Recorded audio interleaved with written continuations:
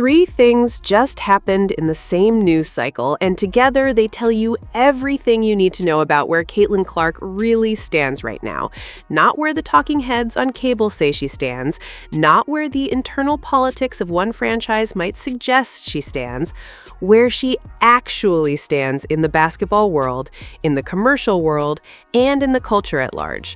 And if you've been paying attention this season, you already know the gap between those three realities and what's been coming out of Indianapolis has been growing wider by the week. But this past week pulled the curtain back in a way that's almost impossible to spin. An opposing head coach went on the record, a global brand made its loudest move yet, and the scoreboard kept doing the talking. So let's go through all of it, piece by piece, because the story underneath the story is the one nobody on the inside seems willing to say out loud. It starts with Sandy Brondello, the Toronto Tempo head coach, a two-time WNBA champion, the woman who built the Phoenix Mercury into a title contender and then took the New York Liberty to a championship in 2024 before being pushed out for what the front office called evolution. This is not some random analyst with a microphone. This is one of the most credentialed voices in the entire sport. And after her brand new expansion team got run off the floor by the Indiana Fever on a 113-91 blowout on June 16th, she walked into the press conference and basically did the one thing nobody expected. She told the truth about Caitlin Clark, in detail, on camera, with every competitive incentive in the world to downplay it. She said Clark was hard to guard. She said Clark was coming with too much speed. She said the Tempo tried to crowd her, tried to shrink off other players, tried every adjustment a professional coaching staff with advanced preparation can throw at a single guard, and nothing worked. She used the word crafty, she used the word great, and then she pointed to the stat line that ended the conversation. 21 points, 14 assists, a 22-point win, a masterclass in offensive orchestration that her team had no answer for even with the personnel she had available. Now, here's why that quote landed the way it did. Brondello, the coach who actively wanted to stop Clark from doing what she did, gave a more vivid, more enthusiastic, and more specific public description of what makes Clark special than the head coach who actually employs her has consistently delivered in postgame settings all year. Now, to be fair to Stephanie White, she has defended Clark multiple times in press conferences and shut down the so-called division rumors that fans and social media accounts keep recycling. She said publicly that legitimate news sources need to report legitimate news. She's pushed back against speculation. So this isn't about painting White as a villain. But there has been a pattern that fans have noticed, where the most lavish praise for Clark tends to come from people on the other sideline rather than the one she plays on. And that pattern got loud this week. Let me give you the actual scoreboard math, because the numbers tell you why Brondello sounded the way she did. Over Indiana's recent winning stretch, Clark has been averaging somewhere in the neighborhood of 25 points, just under 7 assists, and over 4 rebounds per game. Against Toronto specifically, she dropped 21 and 14, and she did it in a game that also featured Kelsey Mitchell going for 27 and Sophie Cunningham hitting 6 threes for 24. 3 Fever players over 20. That's what Brondello meant when she said the Tempo started ball watching. Clark drew the defense, made them honor her gravity, and then carved them up by passing through their hesitation. That's not a stat line, that's a chess game. And it's the kind of game that doesn't just win you basketball games, it changes what coaches around the league have to write on their whiteboards every time they have to face this team. And that brings us to part 2 of the same news cycle. Because the same day Brondello was telling the world that Clark was unguardable, Nike was rolling out the biggest commercial reveal of Clark's professional career, the Caitlin 1, her first signature sneaker. Officially announced, officially dated, officially launched into the conversation. October 1st, 2026, set as the global release.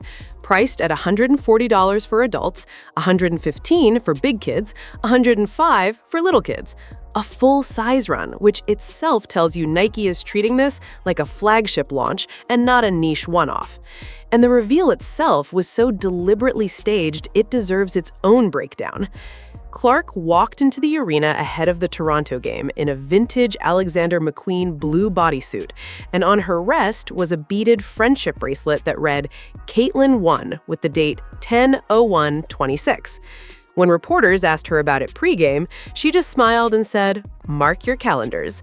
That's the marketing playbook of an athlete who knows the room is already watching every move she makes. Then, her Instagram name changed. Her profile picture became a teaser of the silhouette, and then the official Nike basketball account posted the unveiling, a low-top shoe in the family of the Kobe models she's been wearing as player exclusives for the last 2 years, but with brand new technology under the hood. According to Nike's release, the Caitlin 1 introduces something called Opticast, which is described as a cast PU upper made up of nodes at varied heights designed to reduce drag and improve movement efficiency on the court. There's a Cushlon midsole stack combined with a 4-foot Air Zoom turbo unit positioned closer to the foot than other versions of the same tech. In plain English, it's a performance basketball shoe built around quickness and responsiveness, which tracks perfectly with how Clark actually plays the game. She told ESPN it was like dropping a debut album. You want it to be killer. And by every available indication, that's exactly the energy Nike is bringing to the rollout. There's also the CC logo, the interlocking design that was unveiled back in the summer of 2025 when Nike first introduced her as a full signature athlete. That logo is now stitched across the shoe, on the apparel line, on the marketing collateral, and it puts Clark in extremely exclusive company. She becomes the 5th currently active WNBA player to hold a signature shoe with a major brand, joining Angel Reese with Reebok, Breanna Stewart with Puma, Sabrina Ionescu with Nike, and Asia Wilson with Nike. That's it. That's the entire list of signature athletes currently competing in the league. And the deal she signed back in April 2024 to make this possible was the largest endorsement contract in women's basketball history at the time. 8 years, $28 million. Numbers that turned heads when they were first reported, and that look like a bargain in hindsight given everything she's done since. Now here is where the rollout went from significant to genuinely fascinating, because the way Nike is positioning the sneaker is not as a women's basketball product, it's as a cultural product. And the clearest signal of that came when Travis Scott was photographed wearing an early, all-black pair of the Caitlin 1 with chrome swooshes. Reports suggest that pair is a separate colorway that may release alongside or after the initial Racer Blue drop. There have also been teases of a green colorway behind a Santa emoji on Clark's Instagram, which suggest holiday-themed additions are part of the plan. And industry coverage indicates a purple Venom colorway with laser crimson detailing is already in the pipeline for late 2026 or early 2027. Multiple colorways, multiple drops, a sustained commercial calendar. That is not how a brand treats a one-off product. That is how a brand treats a flagship signature line. The Travis Scott appearance specifically is the kind of crossover signal that turns a sneaker from a sports product into a cultural statement. Whether or not you're a fan of his music or his collaborations, the reality of the sneaker industry is that when an artist of that scale is associated with a launch, it changes the audience that pays attention. It opens the door to streetwear conversations, to sneaker resale markets, to the general pop culture aperture that pays attention to Jordan, Yeezy, and Off-White drops. Reports suggest Nike is intentionally positioning Clark inside that broader cultural ecosystem, rather than walling her off in a women's basketball silo. And if that read is right, it's a strategic move that mirrors how Nike treated Michael Jordan in his early signature years, when the Jordan line wasn't just basketball, it was lifestyle. Now, fans should temper expectations about how big this ultimately becomes, because no signature line in WNBA history has been treated this way before, and the playbook is still being written, but the early signals are unmistakable. The fan response to the reveal has matched the intensity of the rollout. Within hours of the announcement going live, you could find dozens of accounts posting some version of "every colorway is an automatic purchase regardless of the color." That kind of unconditional commercial loyalty is something brand teams chase for years and rarely catch. And the reason it's there is because Clark has spent 2 professional seasons authentically earning it between the on-court production, the off-court personality, and the consistent way she has carried herself through one of the most intensely scrutinized rookie to sophomore arcs in modern sports history. Her Fever jersey has been the league's top seller for 2 straight years. Her player-exclusive Kobe colorways, from the Cookie Monster Blues to the Indiana Fever Rookie of the Year pair, sold out within minutes when they got public releases. The Caitlin one isn't entering an unknown market, it's entering a market that has been waiting, openly and loudly, for the official drop. Which brings us to the part of the conversation that nobody on the inside of Indianapolis seems to want to engage with directly. And this is where it's worth pausing and framing things carefully, because a lot of what's been circulating online lately falls into the category of speculation rather than confirmed reporting. So here's what we actually know, and then here's what fans have been saying. What we know is that earlier this season, there was a viral sideline moment between Clark and head coach Stephanie White during a loss to the expansion Portland Fire. Cameras caught what looked like a heated exchange in the huddle. White ended up calling rookie Raven Johnson over to take Clark's seat, which only added fuel to the moment. White has since said publicly that the substitution that day was a routine workload management decision and that the exchange itself was being read into far more than the reality warranted. Both Clark and White have repeatedly shut down rumors of any real division, with Clark calling it speculation and opinions, not reports, and White saying that legitimate news outlets need to report legitimate news, rather than amplify what bots and fan accounts post on social media. So that's the documented part. What's been swirling around it is the speculation, and it's worth saying clearly that this is speculation, not verified fact. Rumors suggest that some fans believe Clark's contributions have not always been acknowledged in post-game settings the way they would be on most other rosters. Reports claim that there have been internal tensions about role definition, lineup decisions, and play-calling philosophy. Some have suggested, without any concrete confirmation, that the dynamic between Clark and the coaching staff has at times felt awkward to those watching from a distance. It's also been said that Stephanie White's reluctance to use coaches' challenges on calls against Clark has been a recurring complaint among fans, with one outlet recently running an entire piece on what they called a pattern of not burning challenges on Clark's foul calls. Whether any of that reflects something real inside the locker room or just the inevitable noise that surrounds the biggest star in the sport is genuinely impossible to know from the outside. What is undeniable is that the conversation refuses to die, no matter how many times it gets shut down in press conferences. And that's why the Brondello quote and the Nike rollout hit at such an interesting moment in the season. Because while the noise on the inside continues, the validation from the outside has never been louder. An opposing coach went on record naming Clark as one of the 2 hardest guards of her entire career. A global brand has built a multi-year, multi-colorway, culturally positioned signature line around her identity. The league's other expansion coach in Toronto specifically named her as the kind of player who reshapes how teams have to scheme defensively. And the Fever themselves, regardless of what's happening internally, have ripped off 4 straight wins heading into the heart of their schedule. The external recognition isn't speculation. The external recognition is contracts and quotes and scoreboards, and every one of those tells the same story. There's also a wider conversation underneath all of this about what the signature shoe moment means for the league as a whole. The WNBA has spent the last 2 seasons riding the biggest popularity wave in its history, and a huge portion of that wave has been Clark-driven. Television ratings, attendance figures, jersey sales, sponsorship deals, and yes, the explosion of interest in player-exclusive sneakers and signature lines have all moved together. Angel Reese got a Reebok signature deal. Wilson got an Air Wilson Nike launch. Stewart has the Puma Stewie line. Ionescu has had multiple silhouettes drop. And now Clark joins that group, which collectively represents the deepest bench of currently active signature athletes in the league's entire history. The market is finally catching up to the talent, and the brands are finally putting real money behind women's basketball in a way that previous generations of stars deserved but never received. What makes the Caitlin 1 different, though, isn't just that it exists, it's the way it's being positioned.